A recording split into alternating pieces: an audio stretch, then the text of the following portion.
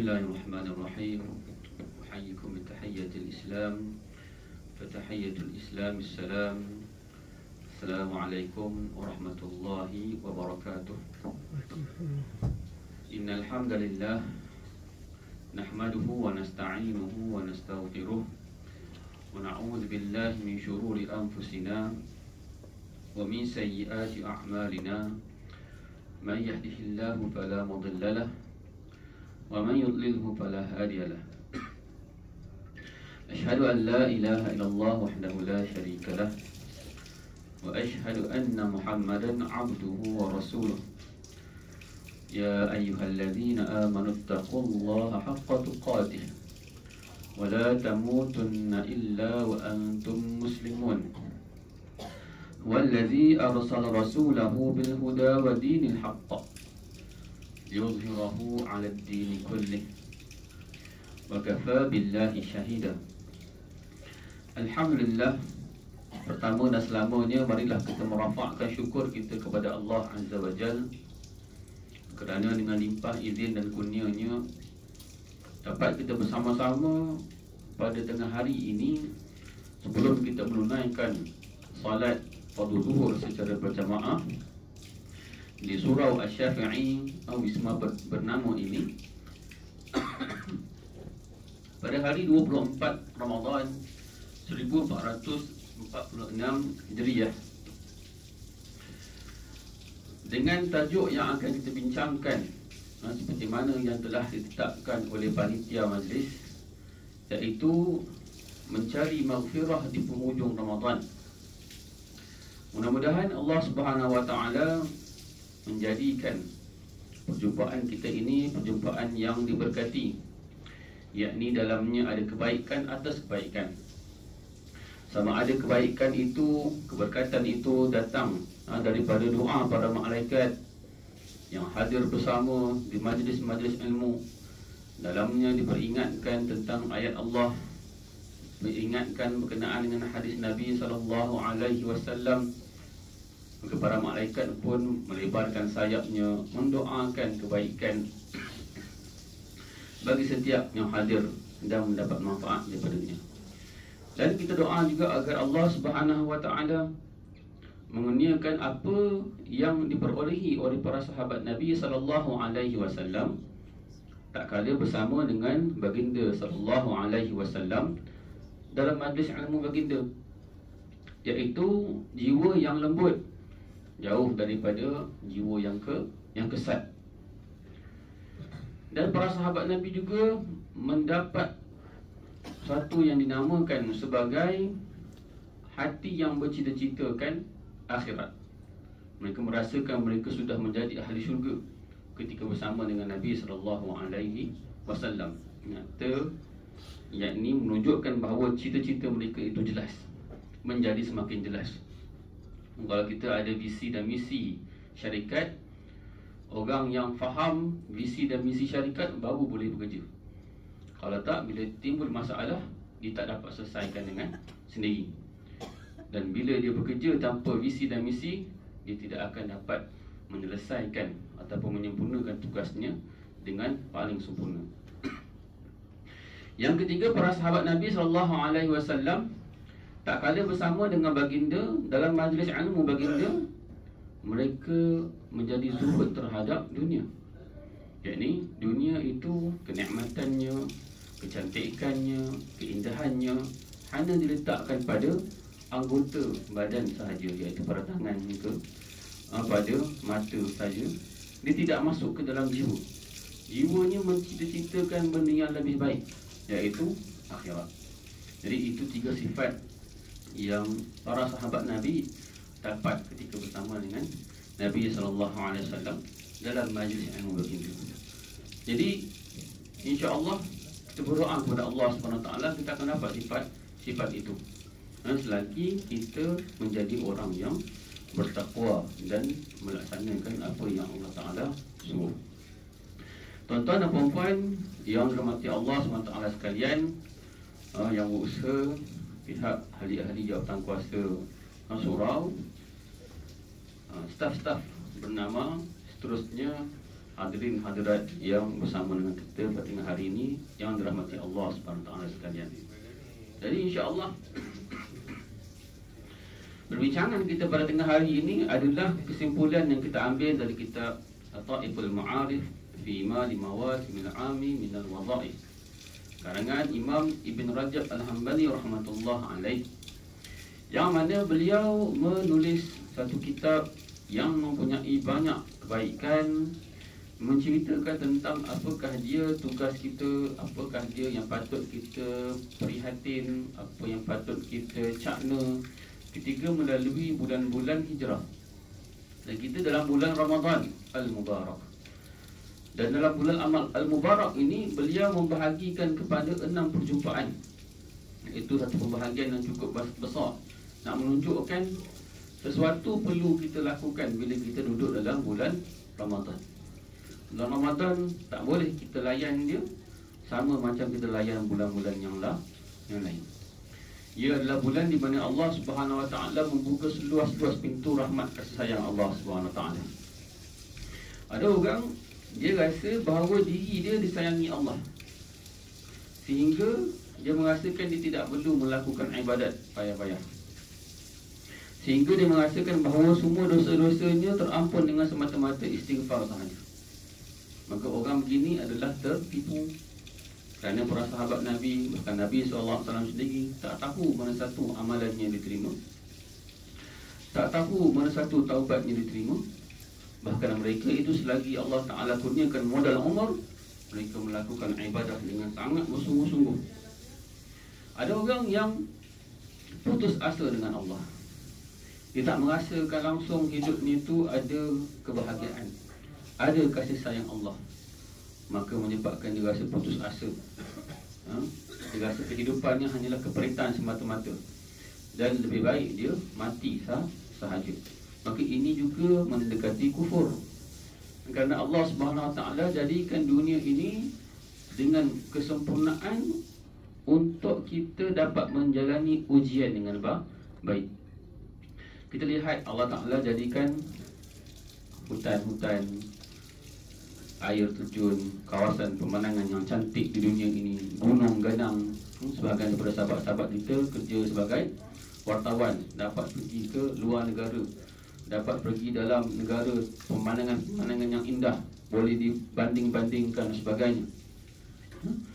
Jadi kesempurnaan, kecantikan itu, fine tuning yang Allah Ta'ala letakkan di bumi ini, menjadikan bumi ini setakat ini adalah satu-satunya planet yang boleh didiami oleh kehidupan,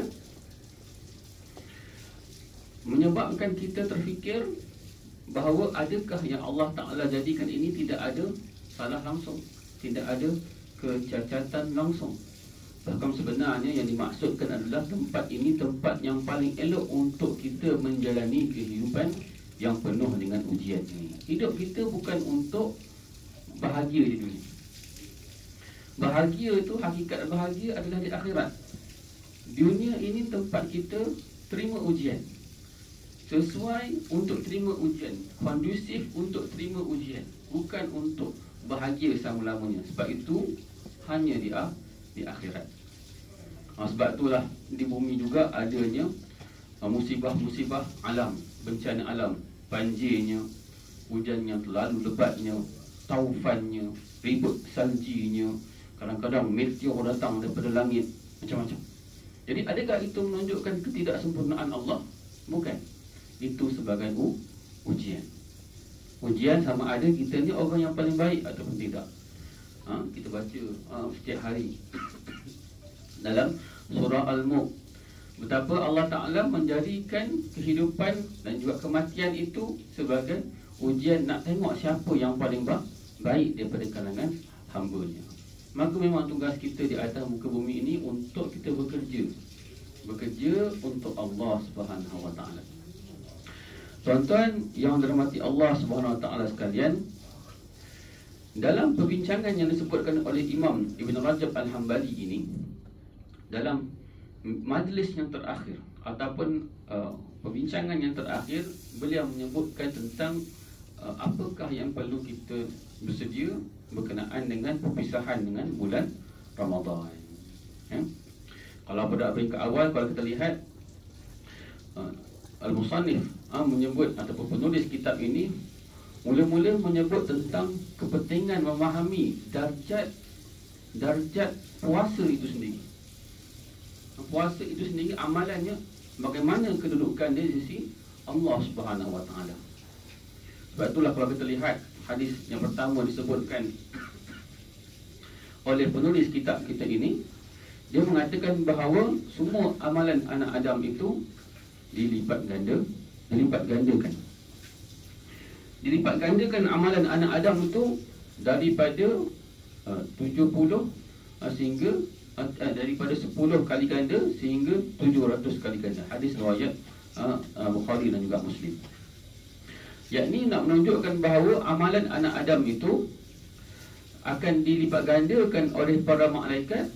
Bila dia amalan baik, dia akan dilipat gandakan paling kurang 10 sehingga 700 kali ganda.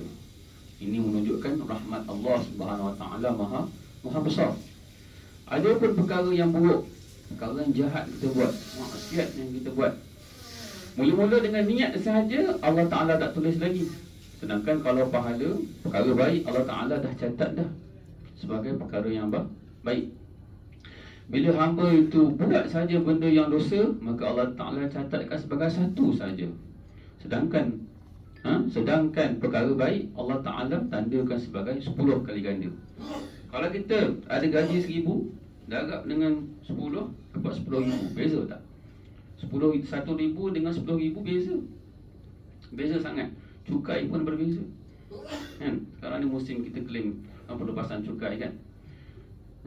Beza 1,000 dengan 10,000. Apatah lagi kalau 700 kali ganda. Dan amalan-amalan ini dilipat gandakan tidak terhad dalam bilangan, dalam perkali yang disebutkan dalam hadis ini. Boleh lebih daripada itu juga. Boleh lebih sampai 100,000 kali ganda. Contohnya bila kita berada di Masjidil Haram, amalan baik ni dikali gandakan 100,000 kali. Ataupun 1,000 kali seperti kita di Masjidil Nabawi. Jadi itu keberkatan tempat. Maka kita ini berada dalam keberkatan masa. Keberkatan masa kita dalam bulan Ramadan, dia ada berkali ganda yang tertentu yang kita akan sebut nanti. Ada juga berkali ganda yang disebabkan kita ni orang yang bertakwa. Kadang-kadang yang dilipat kali gandakan itu adalah tugas malaikat. Malaikat nampak orang ni buat baik 10 kali ganda sehingga 700 kali ganda. Tapi hakikatnya, adakah dia buat amalan itu kerana Allah? Adakah dia buat itu tanpa riak menunjuk-nunjuk kepada manusia? Adakah dia buat itu untuk rasa diri dia kagum terhadap dia sebagai orang baik? Ataupun dia buat itu untuk merendah-rendahkan orang lain? Maka itu semua adalah rahsia jiwa yang tak ada orang tahu. Bahkan itu adalah penyakit jiwa yang tak ada orang tahu. Kadang-kadang kesannya pun tak terzahir daripada diri seseorang itu. Nampak buat baik, rupa-rupanya di hari akhirat nanti Allah Ta'ala campakkan semua dia. Kau bukan buat amalan ini kerana aku, kata Allah. Maka Allah Ta'ala bagi balik.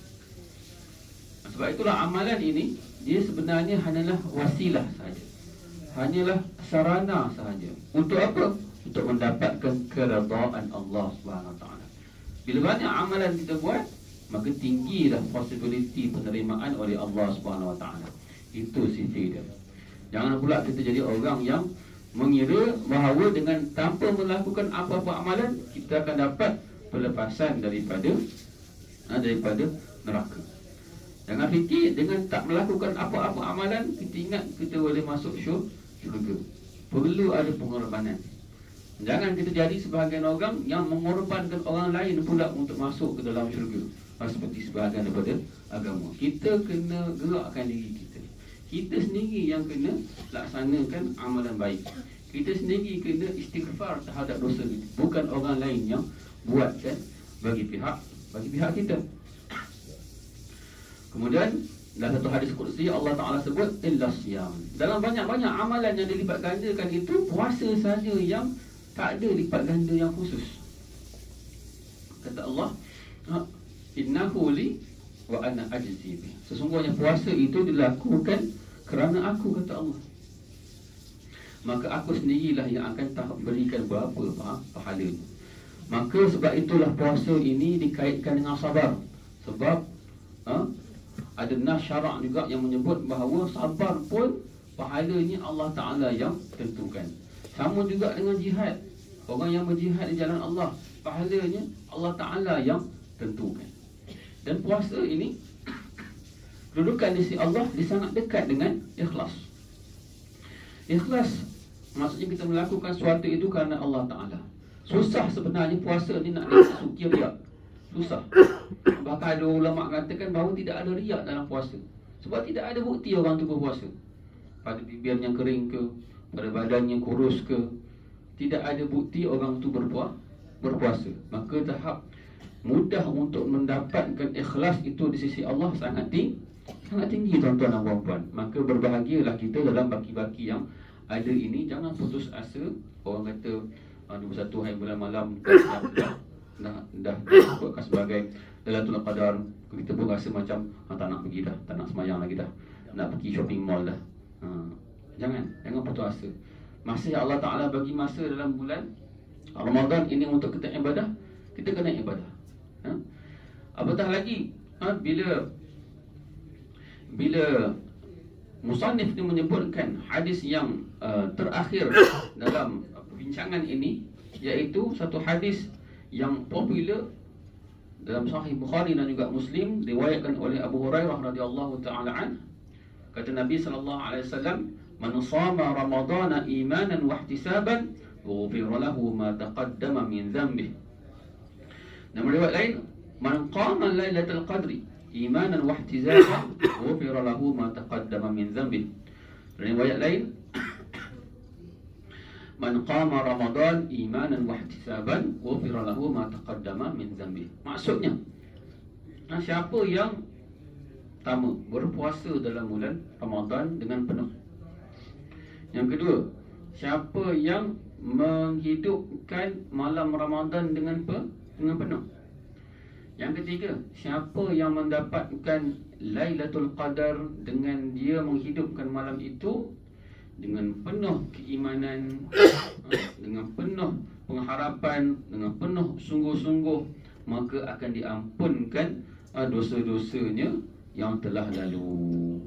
Ini faedah besar bagi orang yang berpuasa dalam bulan Ramadan, bagi orang yang menghidupkan bulan Ramadan, bagi orang yang mendapatkan Lailatul Qadar. Ada orang fikir senang ni nak hapuskan dosa, istighfar sajalah. Istighfar kat astagfirullah. Ya betul, untuk orang yang baru masuk Islam, orang yang jiwa dia lemah, iman dia lemah, kita beritahu banyakkan istighfar sekian. Tapi lama kelamaan ada orang dia akan rasa complacent. Dia rasa mudahnya sebenarnya nak dapat keampunan Allah, sehingga dia menjadikan pahala dan juga ataupun dosa dan juga amal baik itu sama. Dia rasa macam aku nak 50% baik, nak 50% jahat. Sebab senang saja nak hilangkan dosa ini. Tapi itu bukan mentaliti para sahabat. Itu bukan mentaliti Nabi. Itu bukan mentaliti orang-orang yang telah dijamin syurga. Ini dah dijamin oleh Allah Ta'ala syurga. Kalau jalan sesat tu dah tak perlu semayang lagi dah. Dah dijamin. Kita jamin syurga. Dia telok makcik kan. Kita ada Rasul kata makcik tu kan. Tapi sebenarnya kita perlu berusaha sungguh-sungguh. Kita kena tahu bila waktu fadilat untuk beribadah. Kita kena memburu kasih sayang Allah Subhanahu Wa Taala. Kita kena banyak istighfar. Kita kena bina apa yang Allah Ta'ala sebutkan dalam Quran. Ya ayyuhallazina amanu kutiba alaikumusiyam kama kutiba alal ladzina min qablikum la'allakum tattaqun. Wahai orang yang beriman, diwajibkan ke atas kamu untuk puasa, seperti mana golongan terdahulu pun diwajibkan untuk puasa. Semoga kamu menjadi orang yang bertakwa. Maka mentaliti orang yang nak beribadah sungguh-sungguh, nak mencari waktu-waktu fadilat ini, dia perlu dilatih. Kita perlu melatih jiwa kita untuk beribadah. Kalau tak, nanti kita akan jadi complacent. Kita akan jadi macam tak nak beribadah, tak bersungguh-sungguh untuk ibadah. Sebab orang kata malam 1000 bulan, iaitu malam Lailatul Qadar. Orang yang cari Lailatul Qadar ni orang yang dah bersiapkan diri dia untuk cari Lailatul Qadar. Kalau orang tu tak cari, memang dia tak carilah. Dia akan lepaklah mamak malam-malam. Dia akan main game lah dekat mamak malam-malam. Tarawih tu, lepas tarawih tu, ataupun tak tarawih pun, dia pergi main game dekat mamak. Dia pergi bazar malam-malam. Dia tak hidupkan sedikit pun malam itu. Kalau dia hidupkan, alhamdulillah. Dia tak hidupkan sedikit pun, sebab dia tak rasa perlu. Sebab dia rasa keampunan Allah Ta'ala tu murah. Tapi kenapa para sahabat Nabi sungguh-sungguh? Kenapa Nabi SAW sungguh-sungguh 10 malam terakhir ni ikat pinggang baginda dengan kain? Maksudnya tidak bersama dengan isterinya, fokus pada ibadah. Kenapa Nabi yang macam tu? Sebab dia tahu, baginda SAW tahu bahawa keampunan Allah Ta'ala itu bukannya murah. Ia mahal. Ia susah nak dapat. Bayangkanlah. InsyaAllah kita akan sambung sikit kepada kita azan dahulu. Kalau boleh azan dahulu, insyaAllah. Baik, insyaAllah kita sambung sedikit lagi, kira-kira dalam pukul 1.40. Baik, bila kita menceritakan tentang taubat, menceritakan tentang pengampunan Allah Subhanahu Wa Taala, ia bukan perkara yang pasti ke atas diri kita. Ia perlu diburu.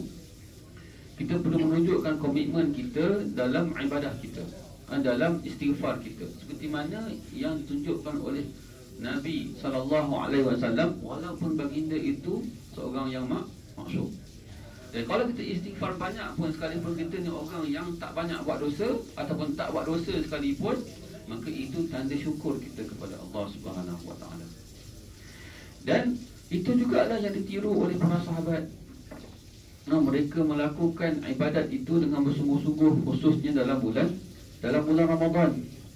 Dan para ulama salaf sendiri, mereka bersedia 6 bulan untuk Ramadan dengan mereka berdoa, Allahumma barik lana fi Rajab wa Sya'ban wa balligh Ramadan. Berkatilah kami ya Allah dalam bulan Sya'ban, dalam bulan Ramadan, dalam bulan Rajab, dan sampaikanlah kami, panjangkanlah umur kami sampai ke dalam bulan Ramadan. Kemudian selepas bulan Ramadan pula mereka doa agar Allah Ta'ala terima amalan yang dilakukan dalam bulan Ramadan. Ini nombor 2. Satu, kita kena siapkan diri kita dengan mentaliti yang nak melakukan ibadah, yang rasa seronok nak lakukan ibadah. Barulah kita rasa nak seronok, sungguh-sungguh nak kejar Lailatul Qadar, nak kejar 1 bulan puasa penuh, nak kejar qiyam setiap malam dalam bulan Ramadan. Sekurang-kurangnya maghrib ataupun sekurang-kurangnya isyak dengan subuh itu jangan tinggalkan jemaah. Kita jaga, kita kena ada mentaliti tu, barulah kita boleh laksanakan. Dan yang kedua yang kita sebutkan tadi, mesti mohon agar Allah Ta'ala terima amalan kita. Jadi terima amalan ini kena ada doa khusus, minta agar Allah Ta'ala terima amalan kita. Padahal amalan kita tu bukan sentiasa rupa dia cantik. Kebiasaan orang sembahyang dia tu pahala dia 109, 1/8, 1/7, 1/6. Nak dapat 100% itu payah. Tapi tak mustahil tuan-tuan. Dia mesti kena ada ibadah, mesti kena ada latihan. Itu gunanya ilmu tasawuf ataupun apa sahaja ilmu yang kita nak sebut tentang ilmu penyucian jiwa ini, supaya ibadah kita itu daripada awal sampai akhir kita ingat Allah Ta'ala saja. Kita khusyuk, tunduk, patuh apa yang Allah Ta'ala nak kita baca dalam solat. Tapi kita ada yang solat kita timpang. Kalau makanan, kita nak makanan kita waktu buka tu sedap-sedap, mesti kena ada daging bakar tu, mesti kena ada cendolnya. Kalau yang king air panas, mesti kena ada air teh panas kurang manis. Mesti kena ada. Kita mengharapkan kesempurnaan.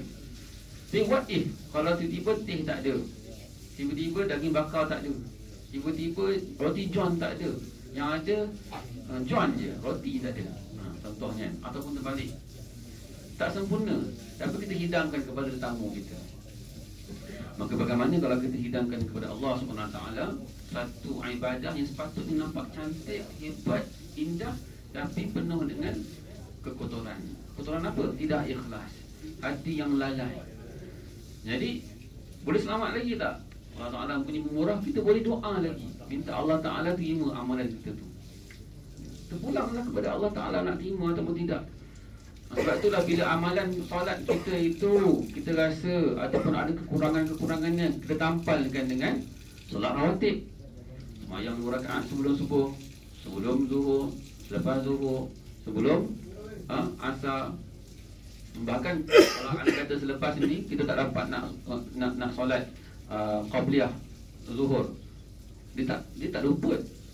Selagi mana solat zuhur tak luput, kita boleh solat qabliyah walaupun selepas kita solat zuhur sampailah sebelum masuk asar. Dan dah masuk asar pun boleh qada lagi selagi mana kita tak laksanakan solat asar.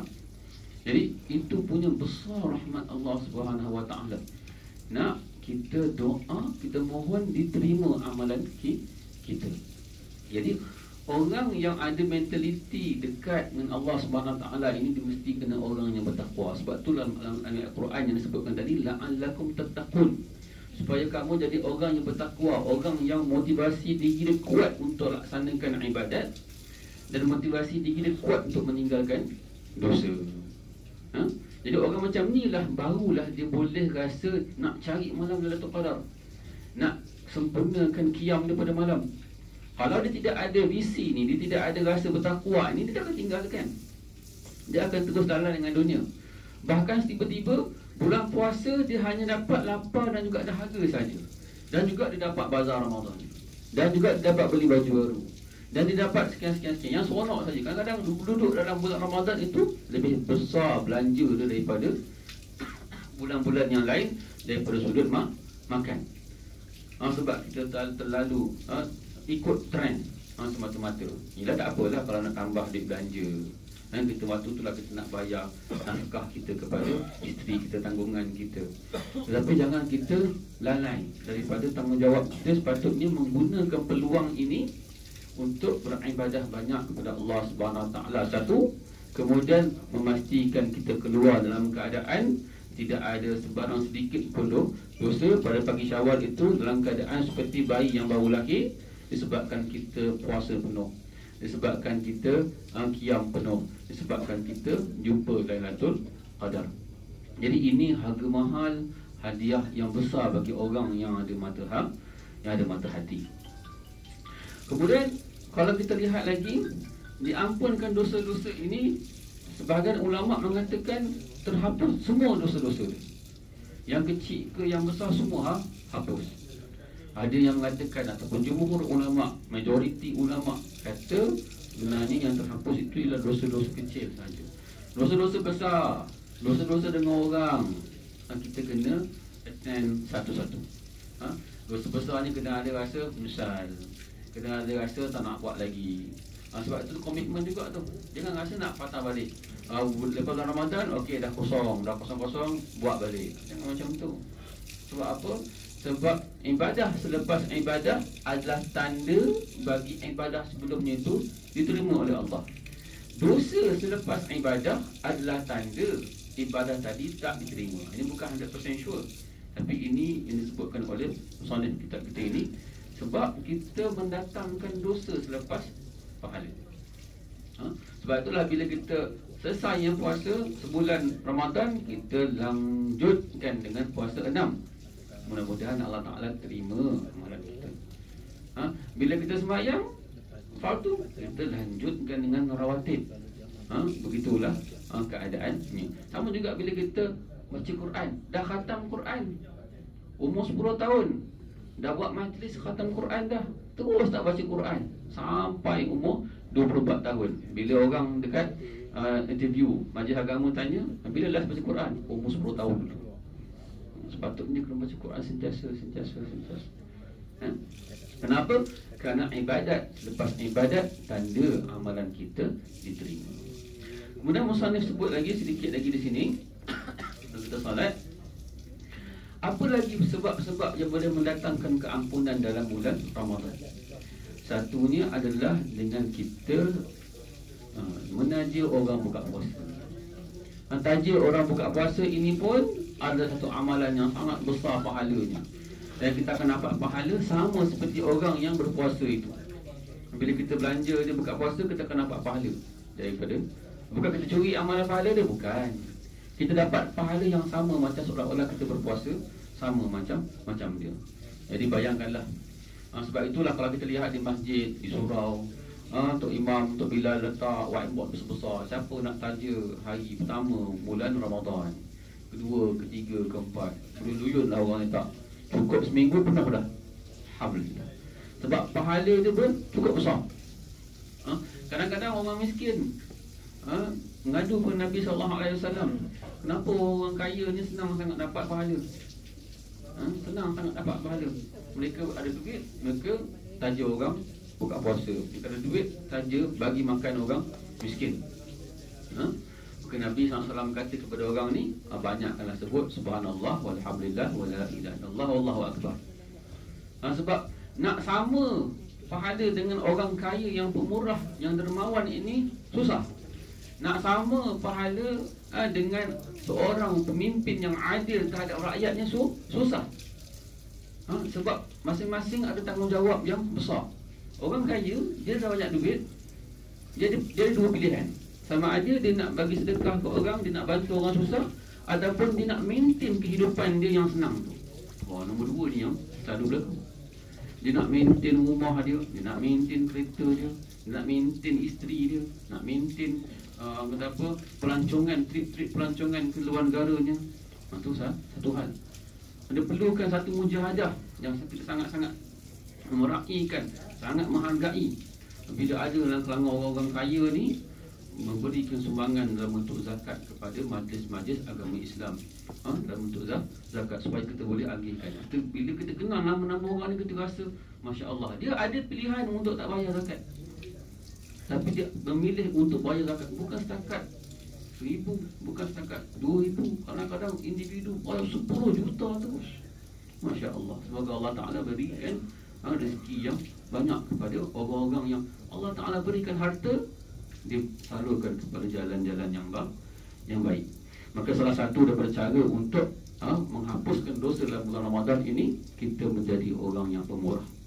Bahkan dalam satu hadis ini diriwayatkan oleh Ibn Abbas radhiyallahu taala anhuma, Nabi SAW tu sifat dia dah cukup dermawan dah cukup pemurah dah. Tapi bila masuk bulan Ramadan, ketika Jibril datang berjumpa dengan Nabi SAW untuk membacakan Al-Quran, apa yang kita sebutkan hari sebagai tadarus. Tadarus ni sunnah yang dah lama dah, antara malaikat Jibril dengan Nabi SAW. Bahkan disebutkan dalam tahun terakhir Nabi sebelum wafat, baginda 2 kali khatam dengan Jibril alaihi salam. Bila Nabi SAW mulakan sesi tadarus dengan Jibril ini, Nabi menjadi sangat-sangat pemurah, lagi laju daripada angin yang berhembus. Yang berhembus. Angin yang berhembus, angin laju lah. Sangat laju. Orang nak minta tolong, dia terus bantu. Orang yang ada kesusahan, dia terus bantu. Orang yang ada masalah sebagainya, dia terus bantu. Bahkan inilah sifat Nabi SAW sekalipun sebelum dilantik menjadi Nabi.